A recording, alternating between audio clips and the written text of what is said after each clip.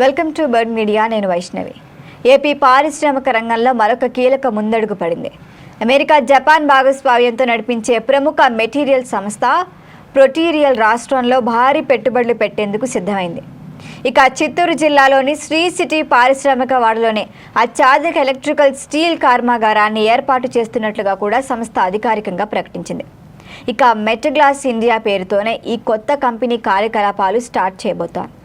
మరి ఈ ప్రాజెక్టు రాష్ట్రాన్ని ఎలక్ట్రిక్ స్టీల్ రంగంలో జాతీయ స్థాయిలో కీలక హబ్బుగా నిలబెట్టే అవకాశాన్ని కూడా ఇస్తోంది.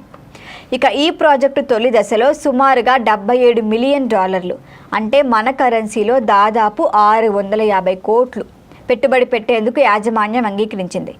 ఇది 2026 అక్టోబర్ నాటికి ప్లాంట్ ఆపరేషన్స్ స్టార్ట్ అవుతాయని కూడా సంస్థ CEO శాన్ స్టాక్ వెల్లడించారు.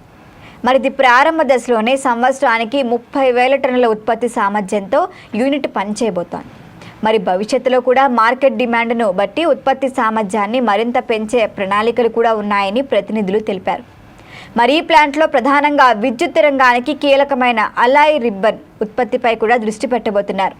వీటితో పాటు ట్రాన్స్ఫార్మర్లు, విద్యుత్ పంపిణీ పరికరాల్లో కూడా ఉపయోగించే ఈ ప్రత్యేక మెటీరియలే విద్యుత్ నష్టాలను తగ్గించి సామర్థ్యాన్ని పెంచడంలో కీలక పాత్ర పోషిస్తుంది.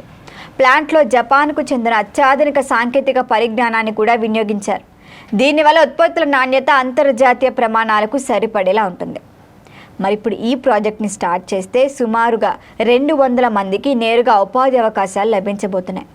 ముఖ్యంగా ఇక్కడ స్థానిక యువతకి ప్రాధాన్యం ఇస్తామని కూడా సంస్థ స్పష్టం చేసింది. మరి ఎంపికైన అభ్యర్థులకి జపాన్లోనే ప్రత్యేక సాంకేతిక శిక్షణ ఇచ్చిన తర్వాత వాళ్ళకి పోస్టింగ్స్ ఉంటాయి. దీంతో ఇప్పుడు రాష్ట్ర యువతకి గ్లోబల్ స్థాయి నైపుణ్యాలు అందడంతో పాటు అంతర్జాతీయ పరిశ్రమలలో పోటీ పడే సామర్థ్యం కూడా పెరుగుతుంది. అయితే శ్రీ సిటీలో ఉన్న మెరుగైన మౌలిక సదుపాయాలు, పోర్టులు, రహదారులు, విమానాశ్రయాలకు సమీపం ఇవన్నీ వాటికి దగ్గరగా ఉన్నాయి. ఇక ప్రభుత్వ ప్రోత్సాహకాలు వంటి అంశాలే ఈ పెట్టుబడికి కారణమని కూడా సంస్థ ప్రతినిధులు తెలిపారు. ఇక విదేశీ పెట్టుబడులను ఆకర్షించడంలో రాష్ట్రం అనుసరిస్తున్న పారిశ్రామిక విధానాలు, ఇక్కడ నడిపిస్తున్న ప్రభుత్వ వాతావరణాన్ని చూస్తే వాళ్ళు వస్తున్నామని కూడా పేర్కొన్నారు. ఒకవేళ ఈ ప్రాజెక్టు ఫాస్ట్గా అమలైతే రాష్ట్రంలో ఎలక్ట్రిక్ స్టీల్ ఉత్పత్తి రంగం మరింత బలోపేతమవుతుంది. దిగుమతులపై మనం ఆధారపడకుండా దేశీయంగా అవసరాలకు మనమే తీర్చుకోవటం, ఇక ఎగుమతుల అవకాశాలు కూడా పెరుగుతాయి. మరి విద్యుత్ రంగంగా వేగరిస్తున్న ఈ సమయంలో ఇలాంటి హైటెక్ ఉత్పత్తి యూనిట్లు రాష్ట్రానికి వ్యూహాత్మక ప్రయోజనం కలిగిస్తున్నాయి. మొత్తానికి ఈ పెట్టుబడి కేవలం ఒక కర్మాగారం స్థాపనగా మాత్రమే చూడట్ల, ఏపీ తయారీ రంగంలో కూడా ముందంజలు నిలబెట్టే దిశగా తీసుకున్న కీలక అడుగని చెప్పొచ్చు. మరి ఎప్పుడు స్టార్ట్ చేస్తారో చూడాలి. దీనిపైన మరిన్ని అప్డేట్ల కోసం చూస్తూనే ఉండండి బర్డ్ మీడియా.